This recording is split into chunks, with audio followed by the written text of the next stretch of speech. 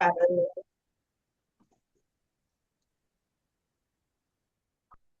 ముందుగా మనందరి గురువు గారైన బ్రహ్మర్షి పితామహ పత్రిజీ గురువు గారికి, ఈ జ్ఞానాన్ని ఇచ్చిన నాకు గురువులందరికీ, తెలుసుకున్న గురువులందరికీ, పరమ గురు మండలికి, సప్త ఋషులకు, పంచభూతాలకు, ఈ శరీరాన్ని ఇచ్చిన తల్లిదండ్రులకు, ఈ జ్ఞానం తెలుసుకోవటానికి, ఈ ధ్యానం చేయడానికి సహకరిస్తున్న శరీరానికి, ప్రకృతి మాతకు, సకల దేవీ దేవతలకు, త్రిమూర్తులకు, త్రిమాతలకు, అన్ని రకాలైనటువంటి పిరమిడ్స్ కి నా ఆత్మాభివందనాలు తెలియజేసుకుంటున్నాను మాస్టర్స్. ఈ జూమ్ లోకి వచ్చి ఈ జ్ఞానాన్ని వింటున్న ఆత్మ బంధువులందరికీ నా ఆత్మ ప్రణామాలు. ఈరోజు టాపిక్ వచ్చేసి సాంఘిక సమస్యలు. నేను ధ్యానంలోకి వచ్చాను, ధ్యానం చేసుకుంటున్నా. కొన్నాళ్ళు గురువులు ఇవన్నీ జ్ఞానం వింటా ఉండి నాకు ఈ స్పిరిచువల్ టాబ్లెట్స్ అనేది ఉందని తెలిసింది. దాంట్లోకి చిన్న మా అమ్మాయి హెల్త్ ఇష్యూ మీద ఎంటర్ అయ్యాను, కానీ మా అమ్మాయి దాంట్లోకి రాలేదు ధ్యానంలోకి. నేను గురువు గారు నా సమస్య విని దానికి కూడా మేము కౌన్సిలింగ్ చేస్తాము అని అంటే, మాకు ఇందులో L1, L2, L3 అనేవి ఉంటాయి. నేను L1 వర్క్ షాప్ జరిగేటప్పుడు వెళ్ళాను. అందులో L1 లో వచ్చిన ఏ కాన్సెప్ట్స్ మీకు నేను రోజు ఒకటి చెప్తున్నాను. ఈరోజు నేను ఫేస్ చేస్తుంది ఏంటంటే ఫైనాన్షియల్ ప్రాబ్లం కదా, దాని మీద నేను కౌన్సిలింగ్ ఒక మేడం చేత తీసుకోవడం జరుగుతుంది. అంటే అది కౌన్సిలింగ్ అంటే ఒక రోజుతో అయ్యేది కాదు, వేరే ఏం ఉండదు. ధ్యానము మనం చేయాల్సిన ధ్యానం తర్వాత మనం చేసే ఈ ధ్యానానికి సంబంధించిన ఇంతకుముందు గతంలో చెప్పుకున్నట్టు మన క్లాసులు పెట్టడం, ధ్యానానికి వెళ్ళి ధ్యానానికి సేవ చేయటము, ఇవన్నీ చేసేయనే చెప్పారు. దాని మీద అన్ని టోటల్ గా ఒక హెల్త్ ఇష్యూకి వచ్చిన కౌన్సిలింగ్ అనేది, ఏదైనా కౌన్సిలింగ్ అన్నిటికీ ఒకటే, కాకపోతే దాని మీద different type of books, subjects. మనం ఇంతకుముందు ఏంటంటే నాకు ధ్యానానికి వచ్చిన కొత్తలో స్వాధ్యాయం అంత ఇంపార్టెంట్ అన్న విషయం నాకు తెలియదు. అంటే గురువుగా చెప్పారు కానీ ముందు ధ్యానం చేయాలి, ధ్యానం అనే ఇదిలోనే ఉన్నా. స్వాధ్యాయము త్రిరత్నాలు అంటే సజ్జన సాంగత్యము, స్వాధ్యాయము, ధ్యానము. ఈ స్వాధ్యాయం అనేది ఎంత ఇంపార్టెంట్ అనేది ఈ స్పిరిచువల్ టాబ్లెట్స్ లోకి వచ్చినాక ఒక్కొక్క దానికి కౌన్సిలింగ్ చేసేటప్పుడు ఏ బుక్స్ చదివితే మనం ఆ ఇష్యూ మనం ఫేస్ చేస్తున్న సమస్య నుంచి ఈ త్రిరత్నాల్లో సజ్జన సాంగత్యము, మనం చేసే సేవ ఎంత ముఖ్యమో ఈ స్వాధ్యాయం కూడా అంత ముఖ్యమని చెప్పారు. అందులోకి వచ్చినాకే నాకు ఆ స్వాధ్యాయం ఏమేం బుక్స్, అందులో బుక్స్ మొత్తం గురువులు చాలా వరకు ఒక్కొక్కరికి ఒక్కొక్క దానికి ఒక్కొక్క హెల్త్ ఇష్యూకి ఈ బుక్స్ చదవాలని చెప్తుంటారు. అట్లా ఈ మాకు వీటిలో L1 లో ఈ సబ్జెక్ట్స్ అన్నమాట. ఈ రోజు దాంట్లోదే నేను తీసుకునేది, నేను ఫేస్ చేసేది ఏంటంటే మనకి సాంఘిక సమస్యలు అనేది దాని మీద టాపిక్ మీద చెప్తాను. ఈ సాంఘిక సమస్యలు అంటే అసలు నేను ఫస్ట్ రోజు చెప్పాను, ఒక వ్యక్తి సంపూర్ణ ఆరోగ్యవంతుడిగా మనం ఎలా గుర్తిస్తామంటే శారీరకంగా, మానసికంగా, సాంఘికంగా, ఆధ్యాత్మికంగా ఈ 4 తలాల్లో కూడా ఏ ప్రాబ్లం లేకుండా, ఓన్లీ అనారోగ్యం అంటే మనం ఏం ఆలోచిస్తాం, మన శరీరానికి వచ్చే అనారోగ్యాన్ని అనారోగ్యంగా తీసుకుంటాం.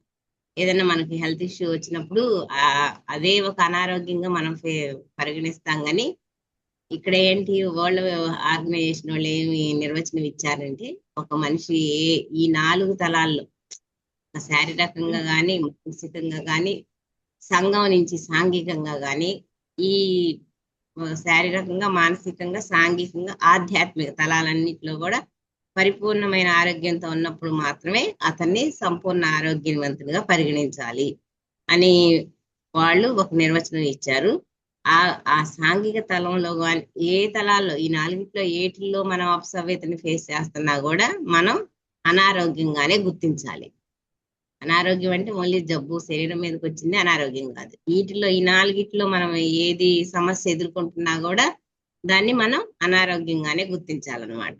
ఇక్కడ సాంఘిక తలం సమస్యలు అంటే, అందులో ఆ సాంఘిక తల సమస్యలు అంటే సంఘం నుంచి మనం ఎదుర్కొనే, సంఘం నుంచి అంటే బంధుత్వ సమస్యలు కానీ, స్నేహితులతో సమస్యలు కానీ, శత్రువులు, మరి సంఘపరమైన సమస్యలు, ఆర్థిక సమస్యలు, ఇంక మనం శత్రువు. సంఘపరం అంటే సంఘం నుంచి మనం ఎదుర్కొంటున్నాం, ఇంకా అవే కదా. సంఘం అంటే మనం అందరం కలిసి ఉండేది సంఘం, ఒక్కళ్ళ ఉండేది కాదు కదా. ఒక్కళ్ళ లేదు కాబట్టి సంఘం నుంచి సంఘం. సంఘం అంటే మన బంధువుల నుంచి వచ్చే సమస్యలు కానీ, శత్రువులు, స్నేహితులు, ఉమ్, ఆర్థిక సమస్యలు అన్నమాట. ఏ ఇతర సాంఘిక పరమైన అవసరతలు కూడా మనం సాంఘిక సమస్యలుగా పరిగణలోకి తీసుకోవాలి. ఈ సాంఘిక సమస్యలను పూర్తిగా తొలగించుకోవడానికి అవసరమైన ఈ ఆధ్యాత్మిక టాబ్లెటే ఈ సాంఘిక సమస్యలు అన్నది. ఈ సాంఘిక సమస్యలు అనేవి అసలు మనకి ఎందుకు వస్తాయి, ఈ సంఘం అంటే అనే దానికి విలువ ఏంటి అనే వివరాల్లోకి వెళ్తే, ఒక వ్యక్తి స్థాయిలో భగవంతుడు ఆ, ధ్యానంతో, ఆధ్యాత్మిక శాస్త్రంతో భగవంతుడిగా తయారైన తర్వాత సంఘపరమైన భగవంతుడు తెలుసుకునే దిశగా మనం మన యొక్క సామూహిక సాధనను మొదలు పెడతాం అన్నమాట.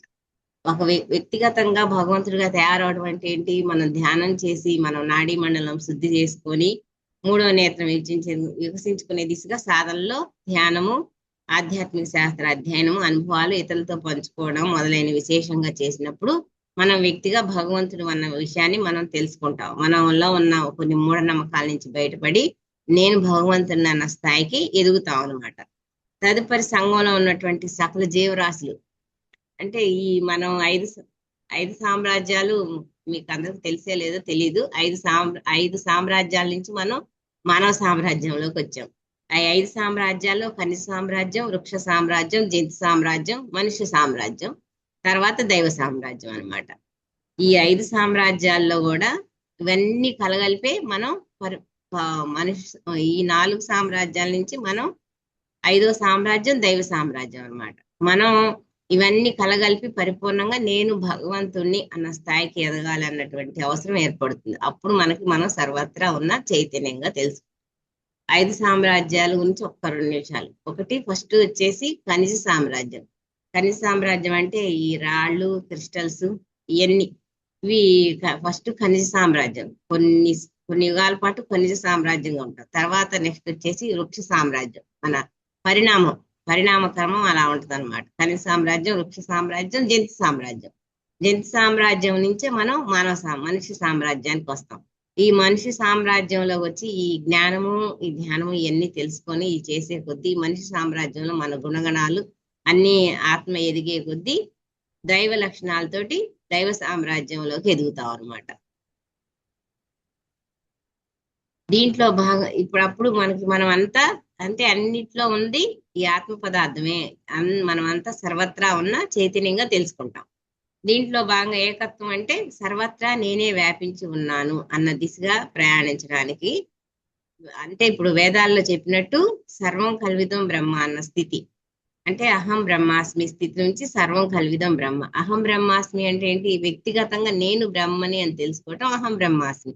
ఈ ఈ మన చుట్టూ ఉన్న ఇవన్నీ కూడా మనతో పాటు ఉన్నాయేను, వాటన్నిటిలో ఉన్న చైతన్యము, నాలో ఉన్న చైతన్యం అంతా ఒకటే అని ఈ తెలుసుకున్న దాన్ని ఈ 4 సామ్రాజ్యాల్లో ఉంది నేనేను, ఇందులో అక్కడి నుంచి నేను పరిణామ క్రమంలో ఈ స్థాయికి వచ్చానని తెలుసుకోవటమే అహం బ్రహ్మాస్మి నుంచి సర్వం కల్విదం బ్రహ్మ అన్నమాట స్థితికి చేరుకునే క్రమంలో వ్యక్తిగత సాధన నుంచి సామూహిక సాధన వైపు ఆ ధ్యానము, ఆధ్యాత్మిక పుస్తకాలు చదివి అందులో ఉన్న విషయాలు ఇతరులకు చెప్పడము, మనం పొందిన ధ్యాన అనుభవాలు ఇతరులతో చర్చించడం, గురువు వద్ద ఆధ్యాత్మిక సంభాషణలు తెలుసుకోవడం, ధ్యాన ప్రచారం మొదలైనవన్నీ కూడా సంఘపరమైన సామూహిక సాధనలుగా మనం తెలుసుకోవాలి.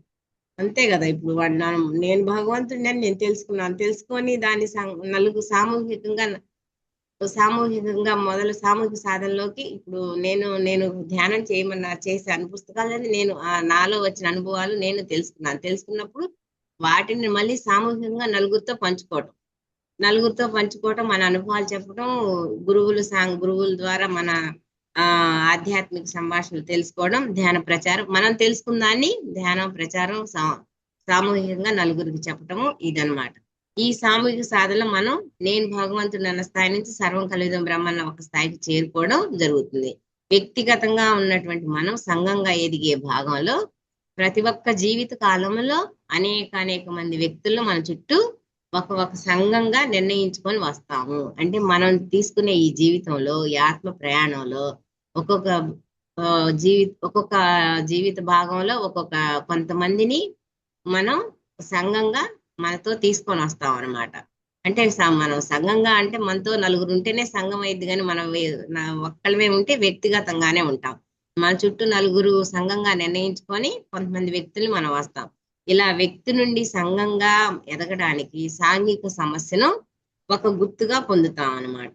ఆ మార్పులోని జాప్యతే సాంఘిక అనారోగ్యం అని గుర్తించాలి. ఇప్పుడు ఒక వ్యక్తి నుంచి సంఘంగా తెచ్చుకొని కొంతమందిని సంఘంగా తెచ్చుకొని ఆ సంఘంగా మనం అందులోకి మారేటప్పుడు కొంత ట్రబుల్స్ ని ఫేస్ చేస్తాం. ఆ ట్రబుల్స్ ని కొన్ని సమస్యల్ని మనం తెచ్చుకుంటాం అనమాట. ఆ సంఘంగా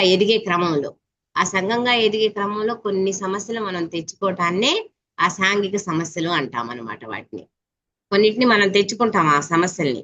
ఆ మార్పులోని జాప్యతే సాంఘిక అనారోగ్యం అని గుర్తించాలి. దాంట్లో భాగంగా ఈ మొత్తం మనిషి సామ్రాజ్యంలో ప్రధానంగా మనం దీన్ని 2 వర్గాలుగా విభజించవచ్చు. అవి సన్నిహితమైన సంబంధాలు, సన్నిహితం కాని సంబంధాలు. సంఘం అంటే సంఘంలో రెండు వర్గాలు. మళ్ళీ ఆ సంఘంలో మనకి ఈ 2 వర్గాలను దీన్ని మనం 2 వర్గాలు సన్నిహితమైన సంబంధాలు, వాటిని సన్నిహితం కాని సంబంధాలు. సన్నిహితమైన సంబంధాలు అంటే మనకి బాగా క్లోజ్డ్ బ్లడ్ రిలేషన్ అంటే వాళ్ళు మన ఇంట్లోనే వాళ్ళతో కలిసి మనం ఉంటాం అనమాట. ఇప్పుడు మన పిల్లల్ని, మన భర్తని, మన భార్యని, మన అత్త మామల్ని, మన తల్లిదండ్రుల్ని మనమే ఎన్నుకొని వస్తామని చెప్తారు కదా, వాళ్ళని మనమే తెచ్చుకుంటామని.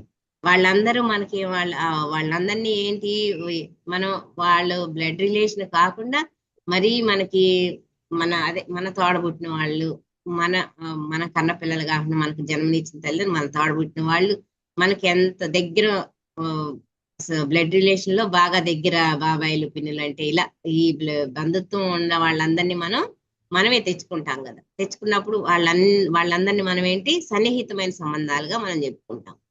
సన్నిహితం కాని సంబంధాలు అంటే మన ఇంట్లోనే మన పక్క వాళ్ళు, ఆఫీస్ లో మన కొలీగ్స్, మనం ప్రయాణాలు చేసేటప్పుడు మనకి ప్రయాణాల్లో ఎదురయ్యే వాళ్ళు, ఇలా అంటే అప్పుడప్పుడు మనకు కలిసేవాళ్ళు అనమాట. లేదంటే బయట కలిసే వ్యక్తులు. సన్నిహితమైన వాళ్ళంటే మన జీవితకాలం వాళ్ళతోటి మనకి బంధుత్వం ఉంటది. బ్లడ్ రిలేషన్ ఉండే వాళ్ళకి అది మన ఈ జీవిత ప్రయాణంలో వాళ్ళని మనం నేర్చుకోవడానికి తెచ్చుకున్నాం. ఈ సన్నిహితం కాని సంబంధాలు ఏంటి, వాళ్ళతోటి మనకి ఎంతవరకు మనం నేర్చుకోవాల్సిందో అంతవరకే వాళ్ళతో మనకి కలిసి ఉంటది అనమాట. ఒక్క నిమిషం అండి, నిన్న రాలేదు డస్ట్బిన్ అబ్బాయి, ఈ రోజు వచ్చాడు.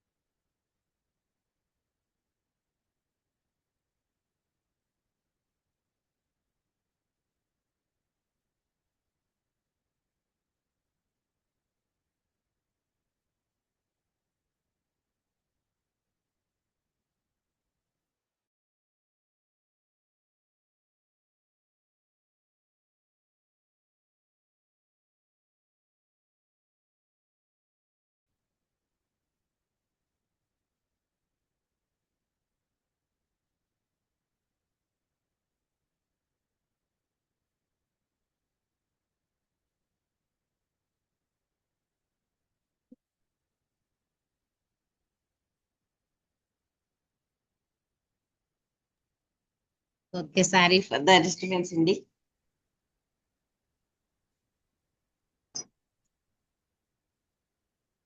ఇలా సన్నిహితం కాని సంబంధాలంటే మనం ఇరుగు పొరుగు వాళ్ళు, సహ ఉద్యోగులు, తోటి ప్రయాణికులు మొదలైన వారితో మనం ఎటువంటి సంబంధం లేకుండా వారి నుంచి మనం నేర్చుకోవటం, మన నుంచి వారు నేర్చుకోవడం ఉంటుందో దాన్ని సన్నిహితం కాని సంబంధంగా తెలుసుకుంటాం అనమాట.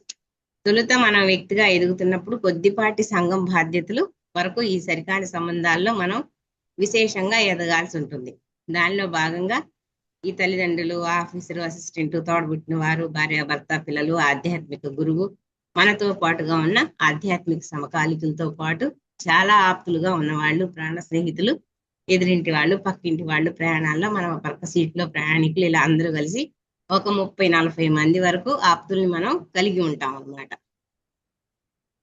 ఈ విధంగా కొంతమంది ఆప్తుల్ని మన బంధంగా నిర్ణయించుకొని వచ్చాము. వాళ్ళకు జ్ఞానపరంగా ఇవ్వాల్సినవి, వారి నుండి మనం జ్ఞానపరంగా తెలుసుకోవాల్సినవి వాటి మీద పూర్తిగా శ్రద్ధ వహించాలి. అక్కడ మనం నేర్చుకోవాల్సిన ఆధ్యాత్మిక పాఠాలు, నేర్పించవలసిన ఆధ్యాత్మిక శాస్త్రీయమైన బాధ్యతలు ఎప్పుడైతే పూర్తి చేస్తామో అప్పుడు ఈ సరికాని సంబంధాల నుంచి సరైన సంబంధాల్లోకి మనం ఎదుగుతాం అన్నమాట. ఇక్కడ వీళ్ళందరి నుంచి మనం ఎప్పుడైతే వాళ్ళ నుంచి మనం ఏమి నేర్చుకోవాలో నేర్చుకొని మన నుంచి మనం వాళ్ళకి ఏమి ఇవ్వాలో జ్ఞానాన్ని వాళ్ళకి ఇచ్చినప్పుడు ఈ శాస్త్రీయమైన బాధ్యతలు ఎప్పుడైతే మనం పూర్తి చేస్తామో అప్పుడు ఈ సరికాని సంబంధాల నుంచి సరైన సంబంధాల్లోకి మనం ఎదుగుతాం. ఇక్కడ సన్నిహితం కాని సంబంధాల స్థాయి సంఘంలోకి వెళ్తే ఈ సంఘంలో ఉన్నటువంటి అనేక వ్యక్తులతో మనం నేర్చుకున్న జ్ఞానం ఇవ్వడము, మరి వాళ్ళ దగ్గర తీసుకోవడం అనేది జ్ఞాన స్థాయిలో అయితే, కర్మస్థాయిలో కర్మయోగం స్థితిలో వాళ్ళ కర్మయోగం స్థితిలో మనకి పరిచయమైన వాళ్ళే ఉంటారు. వాళ్ళకు మనం ఏదైనా వాళ్ళ తిండి, బట్ట, ఇల్లు సంబంధించి ఇవ్వడం, తీసుకోవడం వారు ప్రధానమైన బాధ్యతల్లో ఉంటారు. మనకి పరిచయం లేనటువంటి వ్యక్తులు ఇతర జిల్లాల్లో, పక్క రాష్ట్రాల్లో, ప్రక్క దేశాల్లో ఉన్న వారి పట్ల మనకు ఉన్నటువంటి బాధ్యతలు పరిపూర్ణంగా మనం నిర్వర్తించడమే ఈ సన్నిహితంగాని సంబంధాల సంఘపరమైన బాధ్యతగా మనం అర్థం చేసుకోవాలి. అంటే మనకి ఇలా పరిచయమైన వాళ్ళకి ఏదైనా అవసరం పడవచ్చు. అవసరం పడ్డప్పుడు వాళ్ళ అవసరాన్ని మనం తీర్చాలన్నమాట. వాళ్ళు ఎక్కడైనా ఉండొచ్చు, పక్క రాష్ట్రాల్లో ఉండొచ్చు, ఎక్కడున్నా ఉండొచ్చు. ఉన్నప్పుడు వాళ్ళ ఉన్న పరిస్థితిని బట్టి వాళ్ళకి ఏ అవసరం ఉంటుందో ఆ అవసరాన్ని మనం తీర్చాలి. మనకున్నటువంటి బాధ్యతలు పరిపూర్ణంగా మనం నిర్వర్తించడమే. వాళ్ళకి తెలిసిన వాళ్ళే అయి ఉండారు. ఎప్పుడు పరిస్థితులు ఒక రకంగా ఉండవు. మన నుంచి వాళ్ళకి ఏ సహాయం అందాల్సి ఉందో ఆ సహాయాన్ని మనం అందించాలి. ఆ సన్నిహితంగాని సంబంధాల సంఘపరమైన బాధ్యతగా మనం అర్థం చేసుకోవాలన్నమాట. ఇలా సన్నిహితం మరి సన్నిహితంగాని సంబంధాలు రెండింటినీ కలిపి మనం సంఘపరమైన నేను పేర్కొనవచ్చు. అంటే ఇప్పుడు బయట వాళ్ళని, మన ఇంట్లో వాళ్ళని అందరినీ కలిపి మనం ఏం చేస్తాము, సంఘపరమైన నేనుగా పేర్కొంటాం అన్నమాట. అది వ్యక్తిగతంగా వివిధ గుణాలను నేర్చుకునే దిశగా మార్పు చెందుతుంది. ప్రారంభంలో వివిధ గుణాలను నేర్చుకునే దిశగా మార్పు చెందుతుంది. తర్వాత పెద్ద పెద్ద ప్రాజెక్ట్స్ చేపట్టి సంఘపరంగా మనకు ఉన్నటువంటి బాధ్యతలను నిర్వర్తించే దిశగా మరి మనం నేర్చుకునే అవకాశాన్ని ఉపయోగించుకుంటామో అప్పుడు ఈ సర్వం కల్విదం బ్రహ్మాన్న అంశానికి మనం పూర్తిగా న్యాయం చేకూర్చిన వాళ్ళం అవుతాము.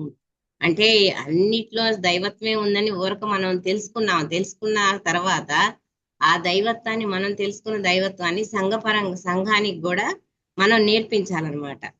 అప్పుడు మనం నేర్పించాలంటే వాళ్ళందరినీ కూడా వాళ్ళకి ఈ దైవత్వం అనుభూతిలోకి రావాలంటే మనం నేర్చుకునే జ్ఞానాన్ని, ధ్యానాన్ని సంఘపరంగా పెద్ద పెద్ద ప్రాజెక్టులు చేపట్టి వాళ్ళని పెద్ద పెద్ద ప్రాజెక్ట్ చేపట్టి సంఘపరంగా మనకున్నటువంటి బాధ్యతల్ని మనం నిర్వర్తించే దిశగా. అంటే ఇప్పుడు మనం తయారయ్యాం భగవంతుడుగా, సంఘంలో మనం అంతా తెలుసుకున్నాం, ఇదంతా మనం అంతా ఒకటేనని తెలుసుకున్నప్పుడు ఆ జ్ఞానాన్ని సంఘానికి మనం ప్రాజెక్ట్స్ అంటే పెద్ద పెద్ద ప్రాజెక్ట్స్, ధ్యాన యజ్ఞాలు, ఇలా క్లాసులు, ఇలా సంఘానికి సంబంధించిన ఈ ప్రాజెక్ట్స్ చేపట్టి మనం ఎప్పుడైతే ఈ కార్యక్రమాలు నిర్వర్తించే దిశగా మనం నేర్చుకునే అవకాశాన్ని నిర్వర్తించే దిశగా మనం నేర్చుకునే అవకాశాన్ని ఉపయోగించుకుంటామో అప్పుడు ఈ సర్వం కల్విదం బ్రహ్మ అన్న అంశానికి మనం పూర్తిగా న్యాయం చేకూర్చిన వాళ్ళం అవుతాం. ఏ విధమైన సాంఘిక సమస్యలు కలిగినప్పటికీ వాటిని కూకటి వేళ్లతో సహా పెకిలించే దిశగా ఈ ఆధ్యాత్మిక టాబ్లెట్లు అద్భుతంగా ఉపయోగపడతాయి. మనకు ధ్యాన అనుభవాల్లో, కళల్లో, నిత్య జీవితంలో 1-2 సార్లు మనకు ఎదురైన ఇన్సిడెంట్స్, అనుకోకుండా జరిగే సంఘటనలు మొదలైన వాటిని మనం ప్రధానంగా అర్థం చేసుకోవాలి. ఇవి కళలో అంటే మనం ధ్యానం చేస్తున్నాం, ధ్యాన శక్తిని తీసుకుంటున్నప్పుడు నేను భగవంతుడిని తెలుసుకొని, అందరిలో ఉంది ఆ చైతన్యం అని తెలుసుకొని మనం ఏమీ చేయకుండా ఇట్లానే ఉన్నప్పుడు సంఘానికి మనమేమి ఉపయోగపడకుండా, ఎవరి నుంచి మన జ్ఞానాన్ని మనం ఎవరికి పంచకుండా మనం అట్లానే ఉంచుకున్నప్పుడు మనకి ఒక సంఘం నుంచి ఒక సమస్యని ఎదుర్కొంటామని మనకి ముందుగానే ధ్యానాల్లో, కళల్లో గాని, ధ్యాన అనుభవాల్లో గాని, కళల్లో గాని 1-2 సార్లు మనకి ఏమైనా కోఇన్సిడెంట్స్ అనుకోకుండా జరిగే సంఘటన మొదలైన వాటిని మనం ప్రధానంగా అర్థం చేసుకోవాలి. అవి కళల్లో ట్రైన్ మిస్ అవ్వడము, లేదా బస్సులో ప్రయాణిస్తుండగా ఆ బస్సుకి ఏదైనా ఇబ్బంది కలిగి దాని నుంచి కొంత ఇబ్బందికరమైన పరిస్థితి కలగడం, ఈ విధంగా విమానంలో ప్రయాణించినప్పుడు వచ్చే వ్యతిరేకమైన అనుభవాలు వచ్చినప్పుడు సంఘపరంగా జిల్లా స్థాయిలో గాని, ఒక రాష్ట్ర స్థాయిలో గాని, దేశ స్థాయిలో గాని సంఘపరంగా మనకున్న బాధ్యతను మనం సరిగ్గా నిర్వర్తించలేకపోయామని అర్థం చేసుకోవాలి. అంటే మనం జర్నీ చేస్తున్నప్పుడు మనకి అవాంతరాలు ఎదురవుతుంటాయి. అంటే ఒక్కసారి వస్తాయని కాదు, రిపీట్ అవుతా ఉంటాయి అవి. మనం వెళ్తున్నప్పుడు మనకు పద్దాక ఒక విషయం మీద అవాంతరాలు వచ్చిందంటే ఏంటంటే అది మనకి ఇండికేషన్ ఇస్తుంది అనమాట. నీకు ఒక సమస్య నువ్వు ఎదుర్కొంటున్నావు, తీసుకోబోతున్నావు తొందరలో అని ఆ సమస్య గుర్తుగా మనకి ఈ అవాంతరం అనేది మనకి ముందుగా ఒక ఇండికేషన్ లాగా ఇస్తా ఉంటది. ఏంటి ట్రైన్ మిస్ అవ్వడము, మనం జర్నీ చేసేటప్పుడు ఎందులో జర్నీ చేస్తున్నా అందులో మనం ఇబ్బంది ఎదుర్కోవటం. అట్లా ఎదుర్కొన్నాము అని అంటే సంఘపరంగా నువ్వు నీ బాధ్యతను నువ్వు సరిగా నిర్వర్తించట్లేదు, సంఘానికి నువ్వేం చెయ్యట్లేదు అని మనం ప్రయాణం చేసే రవాణా వాహనాల్లో వ్యతిరేక అనుభవాలు ప్రత్యక్షంగా లేదా పరోక్షంగా అనుభవించవలసి వస్తుంది. కాబట్టి మనం ట్రాన్స్పోర్ట్ వెహికల్ తో వచ్చే అనుభవాలు మనకు వ్యతిరేకంగా కళల్లో లేదా నిత్య జీవితంలో 1-2 సార్లు జరగడం గమనించినప్పుడు ఈ సంఘపరమైన బాధ్యతల నుంచి మనం దూరంగా ఉన్నాము. అదే మరి కొన్ని రోజుల్లో మనకి ఒక సాంఘిక సమస్యగా వచ్చే ఆస్కారం ఉంది అన్నటువంటి ఒక సూచనని ఇక్కడ అలవాటు చేసుకోవాల్సి ఉంటుంది. అంటే మనం ఈ జ్ఞానం తెలుసుకున్నప్పుడు ఇందులో ఉన్నప్పుడు ఏంటంటే ఈ వెహికల్స్ కి సంబంధించిన పద్దాక మనకి ఏదైనా సమస్యను మనం తీసుకుంటున్నామంటే సంఘపరంగా మనం ఎక్కడో తప్పు చేస్తున్నాం. అంటే మన బాధ్యతను మనం మర్చిపోయాం. మన సంఘానికి ఏం చేయాలో అవి చేయకుండా ఉన్నాము. అందుకని సంఘం నుంచి సాంఘిక సమస్యలు అంటే ఇందాక చెప్పా కదా, మా బంధువుల నుంచి కానీ, ఆర్థిక సమస్యలు కానీ, ఇలా సంఘం నుంచి మనం బయట నుంచి ఏమైనా సమస్యలు మనం తీసుకుంటాము అని మనకి ఒక సూచన లాగా మనకి ప్రయాణం చేసేటప్పుడు ఈ వెహికల్స్ తోటి సమస్యలు మనం ఎదుర్కొంటాం అన్నమాట. ఆధ్యాత్మిక సాధనలో ఎటువంటి సాంఘిక సమస్యలు లేనటువంటి వ్యక్తికి అకస్మాత్తుగా విమానము, బస్సు లేదా ట్రైన్ కి సంబంధించిన ఒక వ్యతిరేకమైన అనుభవం కలిగినప్పుడు గాలిలో కాల్పుల్లాగా సంఘపరమైన సమస్యలు రావడానికి ఇవి ఏంటంటే ఆధ్యాత్మికంగా మంచి రూట్ లోనే వెళ్తున్నాడు. ఆయన బాగా ఎదిగాడు, జ్ఞానం తెలుసుకున్నాడు, ధ్యానం చేస్తున్నాడు. ఆయన ఇంకా ఏదో సంఘానికి చేయాల్సింది చేయట్లేదు. చేయనప్పుడు ఏంటంటే అంతా బాగానే ఉంటది, కానీ అట్లాంటి వాళ్ళకు కూడా సడన్ గా గాలిలో కాల్పుల్లాగా సంఘపరమైన సమస్యలు రావడానికి అవకాశం ఉంటుంది అని చెప్తున్నా. ఇవి ఆర్థిక సమస్యలు లేదా సంబంధ బాంధవ్యాలు, అంటే రిలేషన్షిప్ లో గాని, ఫైనాన్షియల్ లో గాని, మతపరమైన కుల ప్రాంతీయ పరమైన తత్వంతో ఉండే సమస్యలు రావడానికి త్వరలో అవకాశం ఉందని తెలుసుకోవాలన్నమాట. అంటే సంఘం నుంచి ఏ సమస్యనైనా మనం ఎదుర్కొంటాము, ఏ సమస్యనైనా మనం తీసుకుంటామని మనకి ఇవన్నీ ఏమైనా ఇట్లా నెగిటివ్ గా వ్యతిరేకంగా మనకు వచ్చినాయి అంటే అనుభవాలు, మనం ఏదో సమస్యని మనం తీసుకుంటాము, మనం సంఘానికి ఏదో మనం బాధ్యత ఏదో మనం మర్చిపోయాము, చేయాల్సింది చేయలేదు అని వాటిని గుర్తుగా మనం తీసుకుంటాం అన్నమాట. దీనిలో భాగం కొంతమందిలో చర్మం అనేది సంఘానికి మనకు మధ్యలో ఒక భాగంగా ఉంటుందో, అదే విధంగా మన ఇంటి చుట్టూ ఉన్న ప్రహరీ కూడా సంఘానికి మనకు మధ్యలో ఒక ప్రహరీ పరిరక్షణ వ్యవస్థగా ఉంటుందో వీటి పరంగా వచ్చే సమస్యలు. అంటే ఇందులో ఏంటంటే మనకి కొంతమందికి స్కిన్ అలర్జీస్, స్కిన్ కు సంబంధించినవి వచ్చినాయి అంటే మనం ఇది కూడా ఒక ఇండికేషన్ అన్నమాట. స్కిన్ సమస్య వచ్చిన వాళ్ళకి అంటే ఆత్మ ఈ శరీరాన్ని తొడుగు తెచ్చుకుంది కదా, ఈ ఆత్మకి రక్షణ ఏంటి? మన శరీరమే. ఈ శరీరానికి ఏదన్నా వచ్చిందంటే మనం ఎక్కడ సంఘానికి మనం ఇచ్చే ఆత్మజ్ఞానం గాని, మనం చేయాల్సిన పనులు గాని మనం చెయ్యట్లేదు.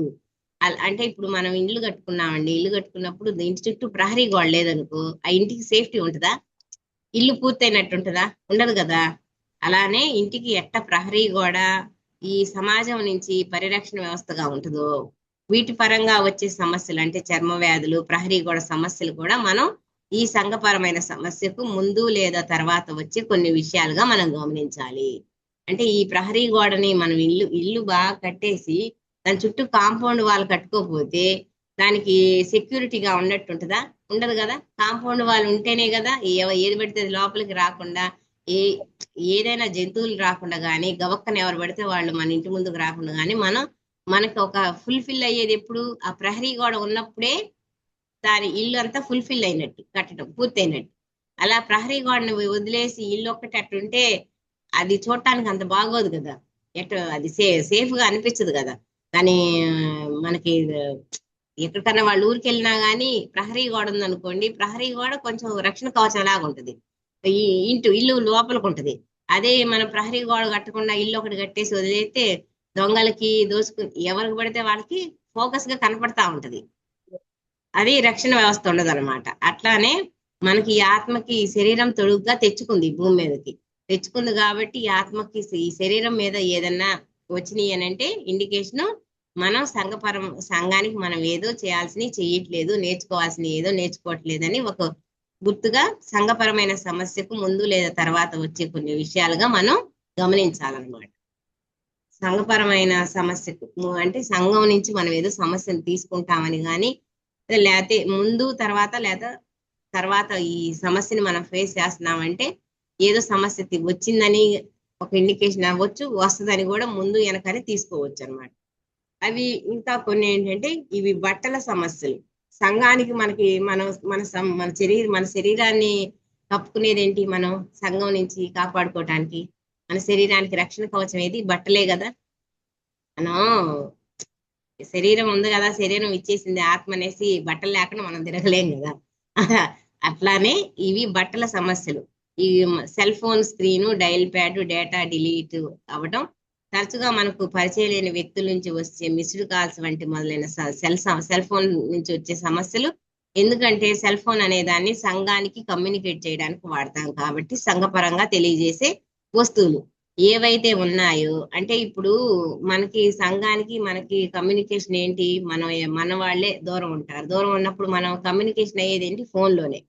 మనం ఈ సంఘం నుంచి ఏ సమస్య విన్నా, ఏది తెలుసుకోవాలన్నా, ఎక్కడన్నా ఏదైనా జరిగిందని మనకి వెంటనే మెసేజ్ రావాలన్నా మనకి ఫోన్ నుంచి వస్తుంది. సంఘం నుంచి మనకి కమ్యూనికేషన్ చేసేది ఇది ఫోన్ నుంచి వస్తుంది. కాబట్టి ఆ phone screen, dial pad delete అవ్వటము, ఆ ఫోన్ కి వచ్చే మిస్డ్ పద్దాక మనకు తెలియని వాళ్ళ నుంచి మిస్డ్ కాల్స్, ఇటువంటి మొదలైన సెల్ ఫోన్ నుంచి వచ్చే సమస్యలు.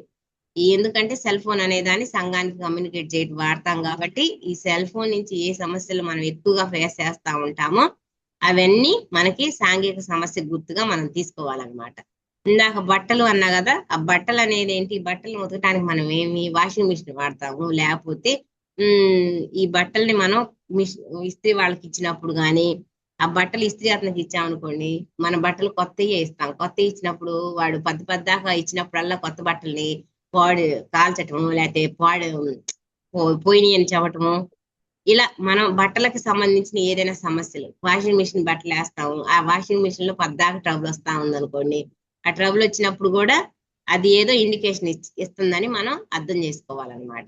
అంటే బట్టలకు సంబంధించిన మనకి కొత్త బట్టలు ఏమన్నా పద్ద పోవటమో, లేకపోతే ఇస్త్రీ వాడికి ఇస్తే వాడు కాల్ చేసి తీసుకురావటమో, ఇలా మనం ఏంటంటే ఈ బట్టలు ఇచ్చినప్పుడల్లా ఈ బట్టలతోటి ఏంది ఈ సమస్య, ఈ వాషింగ్ మిషన్ ఉందనుకోండి, చేపిస్తాం, ఒకసారి పాడైపోయింది, మళ్ళీ వెంటనే చెడిపోవటం, ఇలా ఏంటంటే పద్దాక వాటి నుంచి మనం నెగిటివ్ తీసుకుంటా ఉంటుంటాం. తీసుకున్నప్పుడు అవన్నీ ఏంటంటే ఏం గుర్తుగా మనకి ఇస్తున్నాయి అంటే, మీరు ఏదో తొందరలో మీరు ఒక సాంఘిక పరంగా ఏదో ఒక సమస్యని రిలేషన్షిప్ సమస్య కావచ్చు, ఫైనాన్షియల్ ప్రాబ్లం కావచ్చు, ఒక సమాజం నుంచి మనకి ఏదైనా ఒక ఇష్యూ ఏదైనా తీసుకుంటామని అవి మనకి ఇండికేషన్ చేస్తాయి అనమాట. ఈ సాంఘిక సమస్యలు రావడానికి ముందే అరికట్టడానికి ఈ అనుభవాలను కొద్దిగా గమనించినప్పుడు ఆ సమస్య రాకుండా ముందుగానే మనం వాటిని పరిష్కరించుకోవచ్చు. లేదా ఒకసారి సాంఘిక సమస్య వచ్చిన తర్వాత దాన్ని పరిపూర్ణంగా తగ్గించుకునే దిశగా మనం ప్రయత్నిస్తున్నప్పుడు ఈ వస్తువులు కో ఇన్సిడెన్స్ ద్వారా ఎదురవుతున్నాయో దాని నుంచి మనం పరిష్కారం తెలుసుకోవడానికి ఒక దారిగా మనం దాన్ని అర్థం చేసుకోవచ్చు. అంటే ఈ చూపిస్తున్నాయి, ఇండికేషన్ ఇస్తున్నాయంటే మనం ఒక సమస్యని ఫేస్ చేస్తున్నాం, మనం ముందు ఇప్పుడు ఏం లేదు, ఇవి ఇట్లా మనకి ఇండికేషన్ ఇస్తున్నాయి అని అంటే మనం ఏదో సమస్యను తీసుకుంటామని మనం అర్థం చేసుకోవచ్చు. లేదనంటే మనము ఒక సమస్యతో బాధపడుతున్నాము, అది ఏ సమస్య అనేది మనకు అర్థం కాల, మనం ఎందుకని ఈ సమస్యను మనం ట్రబుల్ ఎందుకు ఈ ఫేస్ చేస్తున్నాము, ఇది దేని వల్ల మనం ఈ సమస్య ఎదుర్కొంటున్నాం అని మనం అర్థం కానప్పుడు, ఈ జ్ఞానం తెలిసినప్పుడు ఇవన్నీ పద్దాక మనకి నెగిటివ్ గా ఇండికేషన్ ఇస్తున్నాయి అంటే, ఓహో ఇవన్నీ ఇండికేషన్ ఇట్లా ఈ నెగిటివ్ ఇస్తున్నాయి అంటే మనం ఈ సాంఘిక సమస్యని మనం తీసుకుంటున్నాం, ఈ సాంఘిక సమస్యని మనం ఫేస్ చేస్తున్నామని మనం అర్థం చేసుకుంటాం అనమాట. అర్థం చేసుకొని ఆ సమస్య నుంచి మనం బయటపడటానికి మనం చేసే ప్రయత్నం మనం చెయ్యాలి. ధ్యానము, శాకాహారం, పిరమిడ్ శక్తి మరియు సామూహిక ధ్యానం వంటి అద్భుతమైన విషయాలను అలవర్చుకున్న తర్వాత క్రమేపీ ఆ ధ్యాన సాధన చేసుకుంటూ ముందుకు వెళ్తున్నప్పుడు ఈ అనుభవాల్లో ఏ ఒక్క అనుభవం మనకు కలిగినా దాని వెనక ఉన్నటువంటి ఒక మౌలికమైన ఆధ్యాత్మిక కారణాన్ని సంఘపరంగా అర్థం చేసుకొని అక్కడి నుండి సమస్య యొక్క సమాధానం వైపు క్రమేపీ మనం వెళ్ళటం జరుగుతుంది. సమస్య దీనికి వచ్చింది ఈ సమస్య అని సమస్యను తెలుసుకున్నాం. తెలుసుకొని ఆ సమస్యకి మనం ఏం చేస్తే ఆ సమస్య నుంచి మనం బయటపడతాము అని ఆ సమస్యకి సమాధానం వైపుగా మనం ఏం చేయాలనేది మనకి జ్ఞానం తెలుసుంటే ఈ సమస్య ఈ సాంఘిక సమస్య మనలో ఏదో సంఘానికి మనం ఏమో చేయకుండా ఉన్నాం కాబట్టి ఈ సమస్య మనకు వచ్చిందని చెప్పేసి ఆ సమస్యను మనం తెలుసుకొని దాన్ని తగ్గించుకునే దిశగా మన ప్రయత్నాలు మనం మొదలు పెడతాం అనమాట. సంబంధ బాంధవ్యాలు లేదా ఆర్థిక పరమైన ఇబ్బందులు, మత కుల ప్రాంతీయపరమైన ఇబ్బందులు కానీ, అంటే ప్రాంతీయపరమైన ఇబ్బందులు అంటే కొంతమందికి స్థలాల సమస్యలను, పొలాల సమస్యలను ఇలా ఉంటుంటాయి కదండి. ఈ సంఘం నుంచి బయట నుంచి మనం ఏదైనా ఎదుర్కొనే సమస్యలు ఇలాంటివి మనకున్నప్పుడు మనం దాన్ని సాంఘిక పరమైన అపసవ్యతగా గుర్తించి దానికి తగ్గట్టుగా కొంతమందికి సంఘం నుంచి చాలా మంది చాలా రకాలుగా ఈ సమస్యలు ఫేస్ చేస్తానే ఉంటుంటారు. ఆధ్యాత్మిక సూత్రాన్ని గుర్తించి దానికి తగ్గట్టుగా ఆధ్యాత్మిక సూత్రాన్ని నేర్చుకోవడం జరుగుతుంది. అయితే ఇప్పుడు చెప్పుకున్నటువంటి వస్తువులు కోఇన్సిడెన్స్ లో ఇబ్బంది వచ్చినప్పుడు ఈ దిశగా మనం దానికి సంబంధించిన ఆధ్యాత్మిక సూత్రాన్ని వెంటనే మన జీవితంలో ఆచరణలో పెట్టడం ద్వారా సాంఘిక సమస్యల నుంచి బయటపడతాము. అనుభవాల రూపంలో కానీ, వస్తువుల రూపంలో కానీ, నిత్య జీవితంలో కానీ సమస్య ఇది అని గమనించిన తర్వాత పూర్తిగా నెరవేర్చే దిశగా మనం ప్రధానంగా చూడవలసిన 5 స్థాయిల జ్ఞానాన్ని గురించి మనం తెలుసుకుందాం. దీనినే 5 fold టెక్నిక్స్ అని అంటాం. సాంఘిక పరమైన సమస్యల నుండి మనం బయటపడటానికి ఆచరించి 5 స్థితులు ఖచ్చితంగా పాటిస్తే 100కి 99% సంఘపరమైన ఆర్థిక పరమైన సమస్యల నుంచి మనం బయటకు రాగలుగుతాం. ఈ 5 స్థాయిల జ్ఞానం ఏంటంటే, ఈ 5 స్థితులలో ఈ జ్ఞానాన్ని మనం ఎప్పుడైతే మనం ఆచరణ పెడతామో అప్పుడు వచ్చిన ఈ సాంఘిక సమస్య నుంచి 100కి 99% మనం ఈ సమస్య నుంచి బయటపడతామని చెప్తున్నారు. అవి 5 స్థాయిల జ్ఞానం ఏంటంటే భావావేశాలు. మొట్టమొదటిది భావావేశాలు. ఏవైతే భావావేశాలు రోజువారీ జీవితంలో మనకు కలుగుతాయో ఆ భావావేశాలను సవ్యమైన దిశగా మనం ఉపయోగించడం నేర్చుకోవాలి. అంటే మనకి నిత్య జీవితంలో కలిగే భావావేశాలను సంపూర్ణంగా ఉపయోగించుకోవాలి. మనకు కలిగేటువంటి అనేక రకాలైన భావావేశాలను ప్రధానంగా ఒక శక్తిగా అర్థం చేసుకోవాలి. ఈ 2వ చక్రం స్వాదిష్టాన స్థాయి ప్రకారం మనకు ఈ అనేక భావావేశాలు నిత్య జీవితంలో కలుగుతాయి. భావావేశాలు అనేది ఏంటంటే స్వాదిష్టాన చక్రానికి సంబంధించింది. స్వాదిష్టాన చక్రము ఈ భావావేశాలు ఈ చక్ర స్థాయిలో ఉంటాయి అన్నమాట. అవి ఇతర వ్యక్తులకు తెలియజేయడానికి, అంటే మన దగ్గర ఉన్నటువంటి విషయాన్ని అవతల వ్యక్తికి చేరవేయడంలో ఆ భావావేశాలు ప్రధానంగా ఏర్పడతాయి.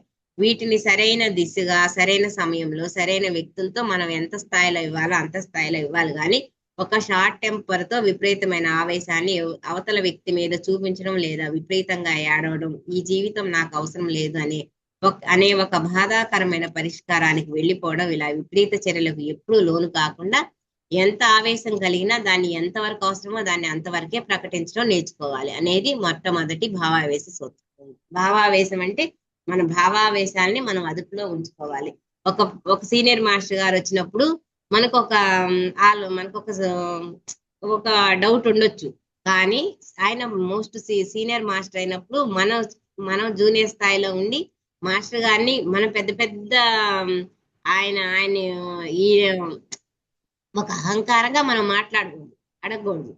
అక్కడ మనకి ఏ భావావేశం ఉన్నా ఉండొచ్చు, కానీ ఆయనకు ఎంత గౌరవం, ఆయన గౌరవాన్ని ఇచ్చి మనం ఎంత మనం ఉన్న స్థాయిని బట్టి మనం ఏ సమస్యని ఏ ఏ డౌట్ ని అడగాలో ఆ మన స్థాయికి తగ్గ డౌట్ ని మనం అడగాలన్నమాట.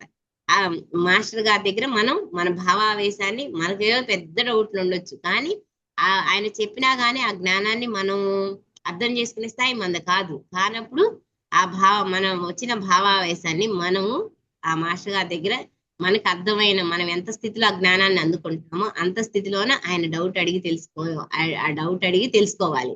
అంతేగాని మనకి ఏదో పెద్ద ఇంత డౌట్లు వచ్చేసినాయి కదా అనేసి ఒక సీనియర్ మాస్టర్ని పట్టుకొని మనం నాకు ఆ డౌట్ ఉంది ఈ డౌట్ ఉంది అని మాస్టర్ గారు సీనియర్ మాస్టర్ గారు చెబుతారు, కానీ ఆ జ్ఞానం మనకు అర్థం చేసుకునే జ్ఞానం మనం ఆ స్థాయిలో ఉండనప్పుడు మనం ఎంత స్థాయిలో ఉన్నామో అంత స్థాయిలో మనకు అర్థమయ్యేటట్టు మన డౌట్ ని వ్యక్తం చేసుకొని అది తీసుకోవాలి అంతే. ఇప్పుడు మనం ఇంట్లోనే ఉంటాము, మనకు అత్తగారి మీదే అనేక రకాల కోపాలు వస్తుంటాయి, వచ్చినా గానీ ఆ భావావేశాన్ని మనం అదుపులో పెట్టుకోవాలి. ఆమె ఎవరు? మన అత్తగారు. మన ఇంట్లో మనం తెచ్చుకున్నామా, మనతో మన జ్ఞానాన్ని మనతో కలిసి ఉండేవా, మనం తెచ్చుకున్న వాళ్ళమే అన్న ఆలోచనతోటి ప్రాపంచికంగా చూస్తే ఇద్దరు శత్రువులాగా ఉన్నా గానీ మనం జ్ఞానపరంగా ఇది తెలుసుకున్నప్పుడు మన భావావేశాన్ని మనం ఎంతవరకు వాడాలో అంతే వాడాలి, అది అదుపులో పెట్టుకోవాలి. అంతేగాని మా అత్తగారు నన్ను ఎట్టంది, నాకు అసలు నేను ఇంట్లో ఉండను, అంత కలిసి ఉండను, ఈ జీవితం నాకు వద్దు అసలు అది అని చెప్పేసి షార్ట్ టెంపర్ తోటి అట్లా మాట్లాడకూడదు. మన భావావేశాల్ని ఎవరి దగ్గరైనా సరే ఎంత స్థాయిలో మనం మాట్లాడాలో, ఎంత స్థాయిలో మన భావావేశాన్ని వ్యక్తం చేయాలో అంతవరకే మాట్లాడాలి. సమయాన్ని బట్టి, సందర్భాన్ని బట్టి మనకు వచ్చే ఆలోచనని, మన భావావేశాన్ని వ్యక్తం చేయాలన్నమాట. అది మొదటి సూత్రం. రెండవ సూత్రం వచ్చేసి శక్తి సూత్రం. శక్తి సూత్రం అంటే ఏదైతే ఆధ్యాత్మిక సాధన నుంచి విశేషమైన శక్తిని మనం సంపాదించు, ఆ శక్తిని మనం ఎక్కడైతే దుర్వినియోగం చేస్తున్నామో దాన్ని అరికట్టవలసి ఉంటుంది. అంటే మన సంకల్ప శక్తి, వాక్ శక్తి, స్థాన బలము, మనం సమయము, మరి మన డబ్బు ఎక్కడైతే కర్మయోగం స్థాయి సహాయంతో కానీ ఇతరత్ర ఏ రకంగా అంటే వ్యక్తి యొక్క లేదా సంఘపరమైనటువంటి ఆధ్యాత్మిక అభివృద్ధికి కాకుండా మిగతా సందర్భాల్లో ప్రదేశంలో మనం అనవసరంగా దుర్వినియోగం చేస్తామో వాటిని పూర్తిగా అరికట్టి ఆ శక్తి అంతా కూడా మన ఆధ్యాత్మిక అభివృద్ధికి ఉపయోగపడే విధంగా చేయడం ద్వారా ఏ సాంఘిక సమస్య మనకు ప్రధానంగా ఉందో దాన్ని పరిష్కరించుకునే దిశగా మనం పూర్తి శక్తివంతులుగా తయారయ్యే అవకాశం ఉంది. అంటే ఇక్కడ మనం మనం ధ్యానం చేసి జ్ఞానాన్ని తీసుకొని, శక్తిని తీసుకొని మనం ఆ శక్తిని ఎక్కడ వాడాలి? ధ్యానం జరిగే కాడో లేకపోతే మన తోటి ధ్యానం దగ్గర మనం ఆ శక్తిని ఖర్చు పెట్టాలి. అంతేగాని మనం మనం ధ్యానం చేస్తా జ్ఞానం తీసుకొని ఈ జ్ఞానాన్ని తీసుకెళ్లి ప్రాపంచికంగా ఉండే వాళ్ళ దగ్గర చెప్తే వింటారా? మనం మనం మన శక్తే కదా లాస్ అయ్యేది, మన శక్తిని మనం కోల్పోతాం. ప్రాపంచిక వ్యక్తుల దగ్గరికి వెళ్ళి ఇది ఇట్లా అది అట్లా అని చెప్తే వాళ్ళు ఇవన్నీ పట్టించుకోరు, వినరు, మనల్ని ఒక పిచ్చోళ్ళ కింద చూస్తారు. చూసేసి అక్కడ మనం ఏంటి అప్పుడు మన వాక్ శక్తిని, మన సంకల్ప బలం, మన స్థాన బలం, మన సమయం, మన డబ్బును కూడా ఏ కార్యక్రమాలు పడితే ఆ కార్యక్రమాలకి మనం ఖర్చు పెట్టకూడదు. మన ఆధ్యాత్మిక ప్రగతికి, సమాజ ఆధ్యాత్మిక ప్రగతికి మాత్రమే మనం ఖర్చు పెట్టాలి. మన సంకల్పం కూడా ఎలా ఉండాలి? సమాజానికి, నలుగురికి ఉపయోగపడేటట్టు సంకల్పం పెట్టుకోవాలి. అంతేగాని ఎట్లా మన సంకల్ప శక్తిని, వాక్ శక్తిని, స్థాన బలం అంటే మనం అదే చెప్తేనే మన స్థానం ఏంటి? మనం ఆధ్యాత్మిక ప్రసంగాలు, మన ధ్యానం జరిగే దగ్గర, ఇట్లాంటి వాళ్ళ దగ్గర మన డౌట్లు మాట్లాడుకున్నా మన స్థాన బలం అక్కడ ఉంటది. అంతేగాని మనం వేరే పూజలోళ్ళ దగ్గరకో లేకపోతే ఇంకా వేరే చాట్లకి వెళ్ళేసి మనం మాట్లాడుతూ ఉంటే అక్కడ అది మన స్థాన బలం కాదనమాట. మన సమయాన్ని మనం వేరే చాట్ల వృధా చేసుకోకూడదు. మనం ఇప్పుడు ధ్యానంకి మన సమయాన్ని పెట్టాలి. ఈ ధ్యానంకి సంబంధించి ఎక్కడైనా సేవ చేయాల్సి వస్తే అక్కడ జరిగే కాడెళ్ళి సేవ చేయటం, అలా మన సమయాన్ని అక్కడ ఖర్చు పెట్టాలి. ఈ కర్మయోగం స్థాయి సహాయంతో కానీ ఇతరత్ర ఏ రకంగా అంటే వ్యక్తి యొక్క లేదా సంఘపరమైనట్టు ఆధ్యాత్మిక అభివృద్ధికి కాకుండా మిగతా సందర్భంలో ప్రదేశంలో మనం అనవసరంగా దుర్వినియోగం చేస్తే వాటిని పూర్తిగా అరికట్టి ఆ శక్తి అంతా కూడా మన ఆధ్యాత్మిక అభివృద్ధికి ఉపయోగపడే విధంగా చేయడం ద్వారా ఈ సమస్య నుంచి పరిష్కారం చేసుకోవచ్చు అంటున్నారు. ఈ రెండవ శక్తి సూత్రంలో మనం సంపాదించుకునే శక్తిని కేవలం వ్యక్తిగత ఆత్మజ్ఞానము అభివృద్ధికి, సంఘపరమైన ఆత్మజ్ఞాన అభివృద్ధికి మాత్రమే వినియోగిస్తూ ఎక్కడైతే అనవసరమైన విషయాల పట్ల, మనకు సంబంధం లేని విషయాల పట్ల మనం జోక్యం కల్పించుకోకుండా ఉంటామో అప్పుడు మనం ఈ జోక్యం విషయాల్లో, మనం అనవసరమైన విషయాల్లో జోక్యం కల్పించుకొని శక్తిని కోల్పోతూ ఉంటామో. అదే విధంగా అనేక చోట్ల కర్మయోగం యొక్క సేవలు, అన్నదానం, భూదానం, గోదానం, వస్త్రదానం, విద్యాదానం, ఇటువంటి సాధారణ స్థూల శరీరపు అవగాహనతో ఉన్నటువంటి వ్యక్తులు మనం సేవ చేస్తామో వాటి నుంచి మనం పూర్తిగా బయటపడవలసి ఉంటుంది. అంటే ఈ దానాలు చేసే వాళ్ళందరూ ఏంటి, వీళ్ళు నెక్స్ట్ జన్మకు పుణ్యం తెచ్చుకోవాలి, నెక్స్ట్ జన్మ ఇంకా బాగా రావాలి అన్న ఆలోచనతోటి ఈ దానాలు చేస్తారు వాళ్ళు. మన ధ్యానము, మన జ్ఞానం ఏంటి, మనం జన్మరాహిత్య స్థితి కోరుకునే వాళ్ళం. మనం మోక్ష స్థితికి వెళ్ళాలనే ఆలోచన మనకు ఉంటుంది. వాళ్ళ ఆలోచన ఏంటి, ఈ సాధారణ కర్మయోగం సేవలు చేసే వాళ్ళందరి ఆలోచన ఎలా ఉంటుంది, మనం ఈ జన్మలో ఈ దానం చేసామనుకో నెక్స్ట్ జన్మ మనకి ఇంకా మంచి జన్మ వచ్చింది అనే ఆలోచనతో వాళ్ళు ఉంటారనమాట. ఆ స్థూల శరీరపు అవగాహనతో ఉన్నటువంటి వ్యక్తులకు మనం సేవ చేస్తామో వాటి నుంచి మనం పూర్తిగా బయటపడాల్సి ఉంటుంది. అంటే అట్లాంటి వ్యక్తుల దగ్గరికి వెళ్ళి మనం మన శక్తిని మనం ఖర్చు పెట్టకూడదు. అట్లాంటి సేవలు జరిగే దగ్గరికి వెళ్ళినప్పుడు కూడా మన శక్తిని మనం అక్కడ సేవ చేసామంటే మన శక్తిని మనం తగ్గించుకుంటాం అనమాట. శక్తిని ఖర్చు పెడతాం మనం. కేవలం జ్ఞాన స్థాయిలో మాత్రమే సేవ చేసే వ్యక్తులకు జ్ఞానం ద్వారా మాత్రమే పరిపూర్ణమైన సహజమైన జీవన విధానంలోకి, ఆరోగ్యకరమైన వాతావరణంలోకి తీసుకురాగలమన్న అవగాహనలోకి మారి అటువంటి కర్మయోగం సేవల నుండి బయటపడాల్సి ఉంటుంది. అంటే అట్లా వాళ్ళు ఏంటి, ఆ కర్మయోగంలో కొంతమంది ఉన్నోళ్ళున్నా వాళ్ళకు కూడా ఏంటి, నీకయ్యా ఈ దానం చేస్తే నీకు మళ్ళీ జన్మ ఉంటుందని కరెక్టే, కానీ దానికన్నా గాని ఈ ధ్యానము, ఈ జ్ఞానం తెలుసుకున్నప్పుడు ఇంకా గొప్పది ఉంది దానికన్నా. నీకు అసలు జన్మే, ఈ బాధలు, ఈ జన్మే లేకుండా నువ్వు మోక్ష స్థితికి వెళ్తావు, మోక్ష స్థితికి వెళ్ళే మార్గం ఇంకొకటి ఉందని వాళ్ళకి దీని గురించి చెప్పి ఆ కర్మయోగం స్థాయి నుంచి వాళ్ళని బయటపడేయచ్చు అని చెప్తున్నారు. మనం వాళ్ళని ఈ అవగాహనలోకి తీసుకొచ్చి ఆ స్థాయి నుంచి ఈ స్థాయికి ఎదిగేటట్టు మనం చెయ్యాలి. సాంఘిక ఏకత్వం అనమాట మూడోది. సాంఘిక ఏకత్వంపై అవగాహన అంటే ఏకత్వ సూత్రం. సృష్టిలో ఉన్నటువంటి సకల జీవరాశులు, అదే విధంగా మనతోటి మానవులుగా ఉన్న వాళ్ళందరూ కూడా మనతో పాటు సరిసమానంగా భగవంతుల్ని అన్న అవగాహనలోకి మనం రావాలి. సాధారణంగా మనం అందరినీ ఒప్పుకోగలుగుతాం, కానీ ప్రత్యేకించి కొన్ని సంబంధ బాంధవ్యాలు తీసుకుంటే అత్తగారు కోడలకి ఉన్నటువంటి సంబంధ బాంధవ్యాలు, వ్యాపారంలో ఎవరైతే మనకు తీవ్ర నష్టాన్ని కలిగినటువంటి వ్యాపార భాగస్వామి విషయంలో ఇలా మనకు గతంలో ఇబ్బంది పెట్టిన వ్యక్తులు మనతో మనం సమానంగా తీసుకోలేకపోవడం, వారిని కూడా ఈ ఏకత్వ సూత్రంలో భాగంగా అంతర్గతంగా వారిని మనం ప్రేమిస్తూ బయట ఏ రకంగా ఉన్నప్పటికీ కూడా లోపల మాత్రం వారి పట్ల ప్రేమతత్వం ఏర్పరచుకొని వారిని మనతో కలుపుకున్నప్పుడు మాత్రమే ఈ ఏకత్వ సూత్రంలో ఉత్తీర్ణం కాగలం. అంటే కొంతమంది ఏంటి, ఇప్పుడు ఇంట్లో అత్తగాళ్ళే ఉన్నారనుకోండి, కొంతమందికి వాళ్ళకి అసలు వాళ్ళ జీవితాలు, అత్త జీవితం అయిపోయేంత వరకు కూడా కోడలు మాట్లాడదు. వాళ్ళకి బంధం వాళ్ళు ఇంకంతే విడిపోయి ఉంటారు. ఇప్పుడు మనం ఏదైనా ఒక వ్యాపారంలో మన పార్ట్నర్ మనకి నష్టం తెచ్చాడు అనుకోండి, వాడి మీద మన జీవితం ఉన్నంత వరకు కోపం ఉంటది. మనల్ని ఇంత నష్టపరిచాడు, మన సొమ్మంతా ఇట్లా కాజేసి ఇట్లా చేశాడు అని మనకి అది అనేది కోపం ఉంటుంది అనమాట. అట్లా కాకుండా పైకి నువ్వు వాడితో మాట్లాడకపోయినా లోపల అనేది ద్వేషం పెట్టుకోబాకు.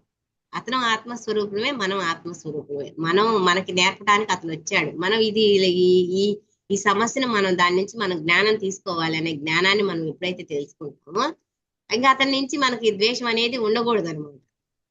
నువ్వు బయటికి మాట్లాడకు, అది బయట ఎట్టన్నా ఉండి, కానీ లోపల అంతరాత్మలో మాత్రం ద్వేషం అనేది పెట్టుకోకూడదు, ద్వేషించకూడదు. ప్రేమతత్వాన్ని లోపల మనం కలిగి ఉండాలన్నమాట. అట్లా కలిగి ఉన్నప్పుడే ఏకత్వ సూత్రంలో మనం ఉత్తీర్ణం కాగలం. అంటే ఉదాహరణకి ఈ రెండు సంబంధాల గురించి చెప్పారు, కానీ ఏ సంబంధమైనా అంతే. ఏ సంబంధమైనా మనకి ద్వేషంతో శత్రువులుగా ఉన్న వాళ్ళని పైకి ఎలా అన్నా ఉండి లోపల మనం పైకి కొంతమంది ఏంటి, పైకి బుజ్జి కన్నా నాన్న అంటానే లోపల తిట్టుకుంటా ఉంటారు.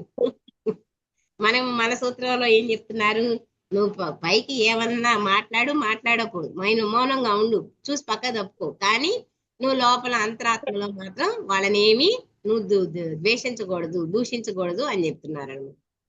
అదే విధంగా కొంతమంది నా గ్రామం, నా దేశం, నా కులం, నా మతం నా వర్ణం అంటూ అనేక ప్రాంతీయ తత్వంతో కూడుకున్నటువంటి భావనలో ఉండి దానికి ఎక్కువగా ప్రాధాన్యతనిస్తూ మిగతా వాటిని చులకనగా చూడటం అన్న సంఘాన్ని ఎప్పుడైతే మనం విభజించి కొన్ని రకాల నిర్దిష్టమైన అభిప్రాయాల్లో మనల్ని మనం పరిమితం చేసుకుంటామో దాని నుంచి మనం మన జీవితాలకి ఒక సాంఘిక సమస్యని తీసుకుంటాము. అంటే ఇక్కడ కొంతమంది మన మెడిటేషన్ లో వాళ్ళు కూడా ఉంటారండి. వీళ్ళు మా ఊరోళ్ళు, వీళ్ళు మా బ్యాచ్, ఈ గ్రూప్ అంతా మేము అనే మాది మేము అని ఒక స్పెషల్ ఎఫెక్షన్ చూపిస్తుంటారు. అలా ఏం కాదు, అందరూ మనం ఒకటేను అనే సమానత్వం ఏకత్వంలో ఉండాలన్నమాట.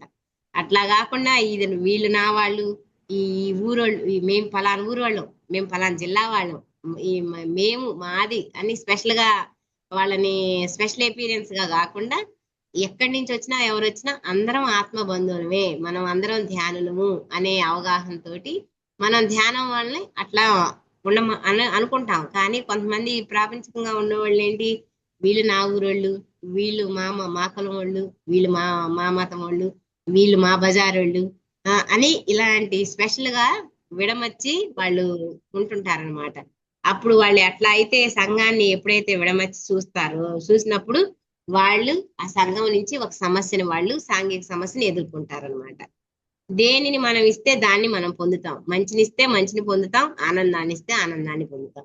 విభజనతో కూడుకున్నటువంటి వ్యక్తిగతమైన అభిప్రాయాలు మన సంఘం మీద రుద్దుతామో అదే తిరిగి మనని ఒక సాంఘిక సమస్యగా పొందే అవకాశం ఉంది. అంతే కదండి. ఇప్పుడు మన బజార్ వాళ్ళము, మనం ఒకటి అని మనం ఎట్లా విభజించి మనం ఉంటాము, మనం ఏది ఇస్తే అదే పొందుతాం. ప్రేమనిస్తే ప్రేమను పొందుతాం, ద్వేషాన్ని ఇస్తే ద్వేషాన్ని పొందుతాం. మనం ఆ విభజనతో మనం ఎప్పుడైతే ఉంటామో మన పక్క అవతల నుంచి మనం ఒక సమస్యను ఎదుర్కొంటాం. సాంఘిక సమస్య కదా అది. సంఘాన్ని మొత్తం అందరూ ఒకటే అన్న భావన లేకుండా, నువ్వు ఏకత్వ భావన లేకుండా విభజించి నువ్వు ఉంటున్నప్పుడు అలా ఆ విభజనతో నువ్వు ఉన్నప్పుడు ఆ సంఘం నుంచి నువ్వు ఒక సమస్యని తీసుకుంటావు, ఆ సాంఘిక సమస్యని పొందుతావు అనమాట. ప్రతి సంఘం మీద రుద్దాం, అదే తిరిగి మనం సాంఘిక సమస్యగా పొందే అవకాశం. సర్వత్రా నేనే వ్యాపించి ఉన్నాను, ప్రతి ఒక్క వ్యక్తిలోను, ప్రతి ఒక్క జీవరాశిలోను, ప్రతి ఒక్క దైవ సామ్రాజ్యం నేనే ఉన్నానన్న ఉన్నత స్థాయి అవగాహన ఏకత్వ సూత్రంలో ప్రధానంగా నేర్చుకొని వాటిని మనం ఆచరణలో పెట్టాలి. ఏకత్వ సూత్రంలో ఏంటి, అవతలవాడు భగవంతుడు, నేను భగవంతుడిని, అతనిలోనూ ఉంది ఆత్మ పదార్థమే, ఈ జీవరాశులన్నిట్లో ఉంది ఆత్మస్వరూపమే, ఈ ఈ ఈ వస్తువులన్నీ కూడా ఆత్మ పదార్థంతోనే ఉన్నాయి. ఆ స్థాయి నుంచి మనం ఈ స్థాయికి ఎదిగి వచ్చాము. అన్ని ఒకటే, సర్వత్రా అన్ని వ్యాపించింది ఆత్మ పదార్థమే, అన్నిట్లో ఆ చైతన్యమే ఉంది, అన్నిట్లో ఆ దైవ శక్తే ఉందని ఆ ఒక్క సూత్రాన్ని మనం అవగాహన చేసుకొని అన్నిట్లో జీవరాశిలో ఏంటి ప్రతి సమస్తము అంతా దైవత్వంతో కూడుకొని ఉంది, అన్ని ఆత్మ పదార్థ స్వరూపాలే, అన్నిట్లో చైతన్య శక్తి ఒకటే ఉంది అనే ఒక ఉన్నత స్థాయి అవగాహన మనం ఈ ఏకత్వ సూత్రంలో ప్రధానంగా నేర్చుకొని దాన్ని మనం ఆచరణలో పెట్టాలన్నమాట. ఏకత్వ సూత్రం అంటే అది. వాక్ ద్వారా సత్కర్మ అంటే ఇప్పుడున్న ఈ భూమి యొక్క చైతన్య పరిస్థితులను బట్టి మన వ్యక్తిలోనూ ఆధ్యాత్మిక చైతన్యం, ప్రతి వ్యక్తిలోనూ ఆధ్యాత్మిక చైతన్యం కలగజేయాలన్న దిశగా సమాజం మొత్తం కృషి చేయడం జరుగుతుంది. ఒక 50 సంవత్సరాల ముందుకు మనం వెళ్ళి చూస్తే మన ఒక దేశం ప్రతి ఒక్క దేశం బ్రిటిష్ వారి పాదాల కింద నలిగి స్వాతంత్ర పోరాటం ప్రతి ఒక్క దేశంలో జరిగింది. అప్పట్లో వ్యక్తులు వారి యొక్క జీవన విధానాన్ని సాగిస్తూనే కుటుంబంలో ఇదివరకు స్వాతంత్ర పోరాటంలో పాల్గొనాలంటే వాళ్ళ జీవనం వాళ్ళు సాగిస్తేనే ప్రతి కుటుంబం నుంచి ఒక వ్యక్తి ఈ స్వాతంత్ర సమరంలో పాల్గొన్నారు. ఆ కుటుంబంలో వ్యక్తి ఒక రోజులో కొంత సమయాన్ని గాని సంకల్పాన్ని గాని వారు కేటాయించి ఆ దేశం యొక్క స్వాతంత్ర్యాన్ని పొందగలిగారు.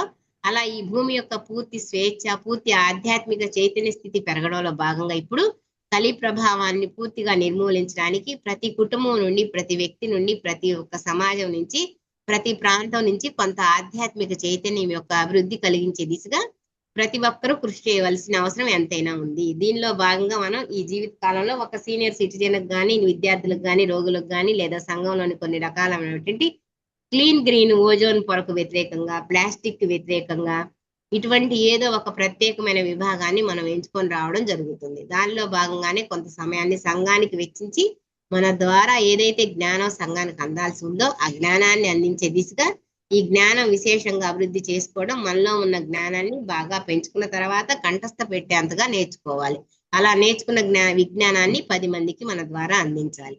ఇక్కడ వాక్ సత్కర్మ అంటే ఒక స్థాయిలో ఏదైతే విజ్ఞానం మన ద్వారా తోటి ధ్యానులకు తోటి సాధకులకు అందాల్సి ఉందో ఆ దిశగా విశేషంగా కృషి చేసినప్పుడు ఆ సత్కర్మ నుంచి మనకు సాంఘిక పరమైన ఇబ్బంది నుంచి మనం వైదొలుగుతాము.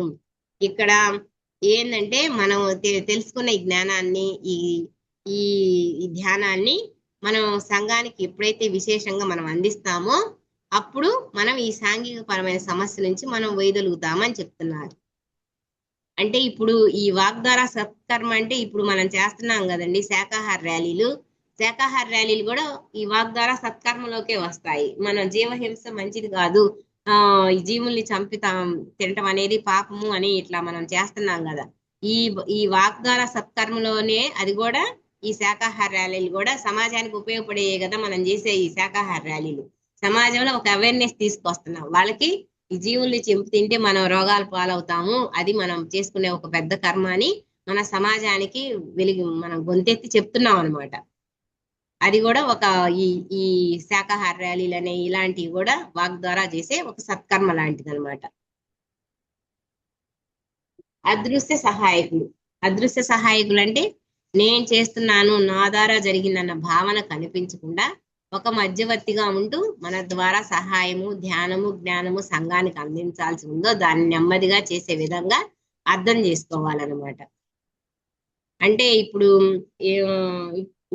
మీలో ఎవరో ఒకరు సంకల్పం పెట్టుకున్నారు. సంకల్పం పెట్టుకున్న వాళ్ళు ఏమన్నా రోజు ముందుకు వచ్చేసి నేను పెట్టుకున్నాను ఈ సంకల్పం, నేను పెట్టుకున్నాను అని చెప్పట్లేదు కదా.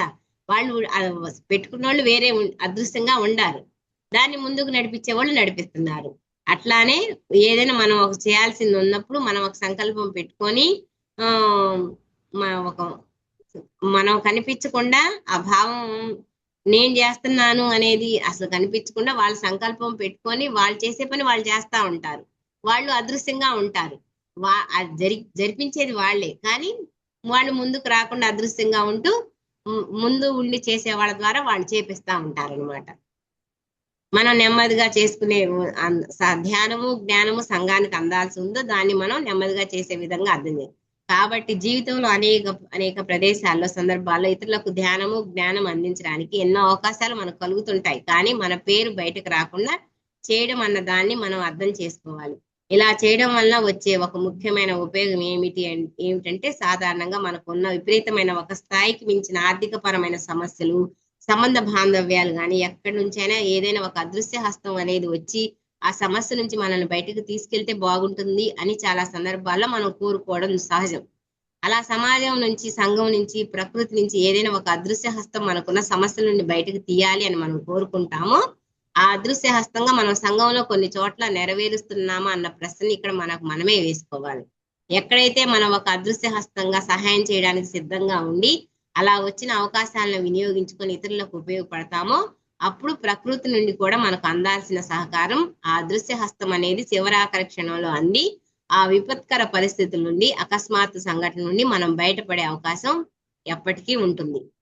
అంటే చెప్పా కదా, ఇప్పుడు మనం ఒక సంకల్పం పెట్టుకొని దానికి కావాల్సినవన్నీ సమకూర్చేసి ముందుండి వేరే వాళ్ళు నడుపుతా ఉంటారు. కానీ మనం ముందు మన మెయిన్ వాళ్ళం మనం వెనక అదృశ్యంగా ఉంటాం, ముందు కనపడం.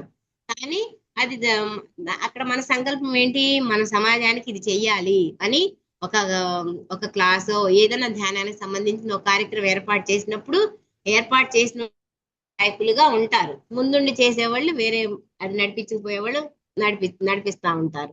అట్లా మనకి ఏదైనా జీవితంలో ఒక సమస్య వచ్చినప్పుడు మనం బాధపడతా ఈ సమస్య నుంచి ఎట్లా గట్టెక్కాలా, ఎవరన్నా ఏదో ఒక వచ్చి మనకు సహాయం చేస్తే బాగుండు, మనం బయటపడతాం ఈ సమస్య నుంచి అని మనం ఎలా అయితే అనుకుంటామో ఇట్లా అదృశ్య సహాయకులుగా ఉండి మనం ఈ సేవలు చేస్తున్నప్పుడు మనం ఆటోమేటిక్ గా మన జీవితంలో వచ్చే ఆ సమస్యల నుంచి కూడా మనకు తెలియకుండానే ఎవరో ఒకళ్ళ రూపంలో మనం ఆ సమస్యల నుంచి మనం గట్టెక్కుతామని చెప్తున్నారు గురువు గారు.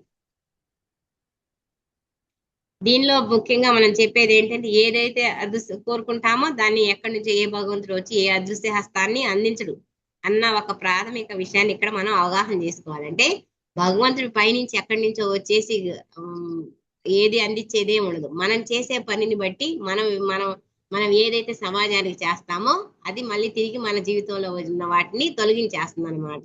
మనం ఏది ఇస్తే అదే పొందుతాం అనే సూత్రం కూడా ఉంది కదా. మనం అదృశ్యంగా ఉండి మనం చేసే సహాయం సమాజానికి మనం ఏదైతే చేస్తున్నామో చేస్తున్నప్పుడు అట్లాగా మన జీవితంలో ఉన్న సమస్య నుంచి కూడా మనం అనుకోకుండా అదృశ్యంగా అయ్యి ఆ సమస్య నుంచి మనం బయటపడతాం అన్నమాట. ఈ 5 స్థాయిల్లో మొట్టమొదట భావావేశాలపై నియంత్రణ, రెండవ స్థాయిలో మన శక్తిని సరైన దిశగా ఉపయోగించుకోవడం, ఎక్కడైతే దుర్వినియోగం జరుగుతుందో దాన్ని పూర్తిగా అరికట్టడం, మూడవ స్థాయిలో ఏకత్వ అవగాహన, అంటే సర్వత్రా నేనే వ్యాపించి ఉన్నానని నా చుట్టూ ఉన్న ప్రతి వ్యక్తి భగవంతుడైన అవగాహన మనం పెంపొందించుకోవడం, నాలుగవ స్థాయిలో వాక్షేత్ర సత్కర్మ, సంఘంలో మనకున్న బాధ్యతలు బట్టి సంఘానికి ఏదైతే మన ద్వారా మనం ఆధ్యాత్మిక జ్ఞానం అందించాల్సి ఉందో దాన్ని కంఠస్థం పెట్టినట్టు నేర్చుకొని ఎప్పటికప్పుడు మనకు వచ్చిన ప్రతి ఒక్క అవకాశంలో మన జ్ఞానాన్ని చెప్పడం నేర్చుకోవాలి. అదృశ్య సహాయకులు అదృశ్య వ్యక్తిగా మన ద్వారా ఇవ్వాల్సిన జ్ఞానాన్ని ఇవ్వడం, తీసుకోవాల్సిన అవకాశాన్ని నెమ్మదిగా తీసుకోవడం అన్న దాన్ని ఈ 5 స్థాయిల్లో పేర్కొనవచ్చు. సాధారణంగా మనకున్న అన్ని రకాల సాంఘిక సమస్యలు ఈ 5 ప్రధాన అంశాల్లో ఏదో ఒకటి సరైన విధంగా చేయకపోవడం వలన సాంఘిక సమస్యలను అనుభవించవలసి వస్తుంది. ఇది ఒక చర్మ వ్యాధి లేదా ఇంటి ప్రహరీ గోడకు సంబంధించిన ఇబ్బందులు లేదా బస్సు విమానము ఎక్కువ మంది ప్రయాణించే వాహనాల్లో వచ్చే సమస్యల్ని సాధారణంగా మనం గమనించవచ్చు. ఎప్పుడైతే మనం ఈ 5 స్థాయిల్లో ఎక్కడైనా మనలో అజ్ఞానయుతంగా ఉండి సరిగ్గా చేయలేనప్పుడు దాన్ని సరిచేసుకుంటామో తక్కువ సమయంలోనే ఆ సాంఘిక సమస్య నుండి మనం బయటపడగలుగుతాం.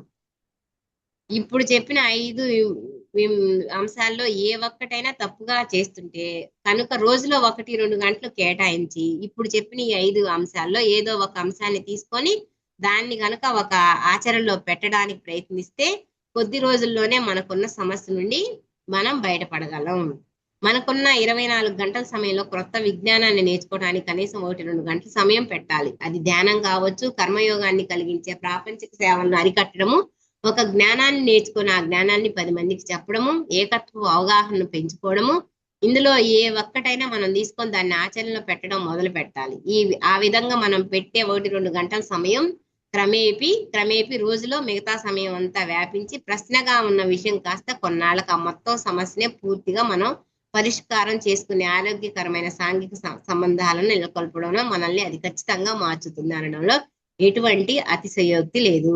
మనకున్న సాంఘిక సమస్యలను మనం పరిష్కారం చేసుకోవడంలో భాగంగా విజ్ఞానాన్ని ఏ ఒక్కటైనా లేదా ఏ కొన్నిటినైనా కలిపి ఎప్పుడైతే ఉపయోగిస్తామో అప్పుడు మనం ఈ సాంఘిక సమస్యల్ని పూర్తిగా తగ్గించుకోగలం. ఈ సాంఘిక సమస్యల స్థాయిలో ఉన్న విషయాలను మనం ఎప్పుడైతే పూర్తిగా పక్కన పెడతామో అదే కొద్ది రోజులకి మన శరీరం మీద చర్మ వ్యాధిగా వచ్చి సంఘానికి మనకి మధ్యలో ఉన్న చర్మం పొరల్లో ఒక ఇబ్బందిని కలగజేస్తుంది. కాబట్టి అనేక రకాలైన చర్మ వ్యాధులు కూడా సాధారణంగా మనం ఈ అంశాలనే ప్రధానంగా తెలియజేయడం జరుగుతుంది. సంబంధ బాంధవ్యాల్లో ఇబ్బంది ఉన్న వాళ్ళు సరైన సంబంధాలు సరికాని సంబంధాలు అన్న అంశాల మీద ధ్యాస పెట్టాల్సి ఉంటుంది. ఈ రకమైన ఇబ్బందుల్లో ఉన్నవారు అదే విధంగా సమయపరంగా ఏదైతే సంఘానికి వారి నుండి చేయాల్సి ఉందో దాన్ని కొద్దిపాటి సమయంగా పెట్టడం మొదలు పెట్టినప్పుడు క్రమంగా ఇవ్వడం పొందడం అన్న ఒక సూత్రాన్ని 10 రూపాయలు 1 రూపాయి ఇచ్చినప్పుడు మిగతా 9 రూపాయలను మనం పొందుతాం. క్రమేపీ మనం ఇచ్చేది పెంచుకొని వెళ్ళేటప్పటికి పొందేదాన్ని కూడా మనం ఎక్కువగానే పొందగలం అన్న విషయాన్ని మనం ఇక్కడ అర్థం చేసుకోవాలి. ఈ సాంఘిక సమస్యలను పరిష్కరించుకునే మార్గంలో ఈ ఆధ్యాత్మిక సూత్రాన్ని మనం ఎప్పటికప్పుడు ఆచార సాంగత్యంలో తెలుసుకుంటూ ముందుకు వెళ్ళినప్పుడు చాలా సందర్భాల్లో ఈ సమస్యలను పరిష్కారం చేసుకోవడంలో మనం ముందుంటామన్నమాట. ఓకే అండి, ఈ రోజుకి ఇది ఈ టాబ్లెట్ ముగించేద్దాం. ఈరోజు పంచభూతాల గురించి చెప్దాం అనుకున్నాను, రేపు చెప్తాలేండి. అది నేను ఈ రోజు అనుకోకుండా ఈ రోజు మీకు ఇది చెప్పాలి అని అనిపించి అప్పటికప్పుడు మార్చుకొని ఇది చెప్పేశాను అనమాట. బాగుంది మేడం టాపిక్. ఇది సాంఘిక సమస్యలు అంటే మనం జ్ఞానాన్ని తెలుసుకొని ధ్యానం తెలుసుకొని కూడా సైలెంట్ గా సమాజానికి మనం ఎవరికి ధ్యానం చెప్పకుండా ఏమి చేయకుండా ఉన్నా గానీ ప్రకృతి మనకు ఒక సమస్యను తెచ్చిపెట్టింది అనమాట. అది ఎదుర్కొన్న సమస్యలే కదండి ఇవన్నీ. అందుకని ఏదో ఒక రకం సమస్య అనేది మనం ఫేస్ చేసుకుంటానే ఉంటాం. ఆ సమస్య నుంచి మనం బయటపడాలంటే మన వంతు మనం చేయాలి.